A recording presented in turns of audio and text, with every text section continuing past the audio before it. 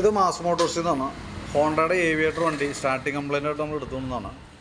Self സ്റ്റാർട്ടാണ് complaint. കിക്കറിൽ വണ്ടി സ്റ്റാർട്ടാകുന്നുണ്ട്, self സ്റ്റാർട്ടിൻ്റെ complaint ആണ്. അപ്പോൾ നമ്മൾ ചെക്ക് ചെയ്യുന്ന സമയത്ത് അതിൻ്റെ ബാറ്ററിയുടെയാണ് കംപ്ലയിൻറ്റ് കേട്ടോ. നിലവിൽ നമുക്കിത് ഇരിക്കുന്ന ബാറ്ററി എസപ്സോണിക്കിൻ്റെ ബാറ്ററിയാണ്. അതിന് മുമ്പൊക്കെ നമ്മൾ ചാർജ് ചെയ്തൊക്കെ നോക്കിയതാണ് കേട്ടോ. പക്ഷെ എന്നാൽ പോലും നമുക്ക് വോൾട്ട് കാണിക്കുന്നുണ്ട്. പക്ഷേ ബാറ്ററി നമ്മൾ ടെസ്റ്റിലേക്ക് കൊടുക്കുന്ന സമയത്ത് കംപ്ലയിൻ്റ് ആയിട്ടാണ് കാണിക്കുക, പോയ ബാറ്ററി ആയിട്ടാണ് കാണിക്കുന്നത് കേട്ടോ. അപ്പോൾ നിലവിൽ നമ്മളിപ്പോൾ ഒരു പുതിയ ബാറ്ററി വെച്ചു, ആംറോണിൻ്റെ ബാറ്ററി വെച്ചിട്ട് ചെക്ക് ചെയ്യുമ്പോൾ വണ്ടിമേന്ന് കയറുന്ന ചാർജിൻ്റെ അളവായാലും കറക്റ്റാണ്, സെൽഫിൻ്റെ കേസൊക്കെ ഓക്കെ ആയിട്ടുണ്ട്. അപ്പോൾ ബാറ്ററി മാറ്റി കഴിഞ്ഞാൽ കംപ്ലയിൻറ്റ് റെഡി ആയിക്കോളും. പിന്നെ അത് കൂടാതെ കൊണ്ട് നമുക്ക് അതിൻ്റെ ഈ സൈലൻസറിൻ്റെ ഭാഗത്ത് ചെറിയൊരു പൊട്ടൽ വന്നിട്ടുണ്ട്. അപ്പോൾ അത് വന്നിട്ട് അധികം എയറിലേക്ക് വന്നിട്ട് സൗണ്ട് വേരിയേഷൻ വന്നിട്ടുണ്ട്. അത് ഇവിടെ അടിഭാഗത്തായിട്ടാണ് അതിൻ്റെ കംപ്ലയിൻറ്റ് വന്നതാണ് കേട്ടോ. അപ്പോൾ അത് നമുക്ക് ഗ്യാസ് വെൽഡിൽ ചെയ്യേണ്ട വർക്കാണ്. ഇവിടെ തുരുമ്പിട്ട് പോയേക്കാം ഈ ഭാഗം. അപ്പോൾ ഗ്യാസ് വെൽഡിൽ ചെയ്യേണ്ട വർക്കാണ്, അത് അഴിച്ച് പുറമ്പ് കൊടുത്ത് ചെയ്യണം നമുക്ക് കേട്ടോ.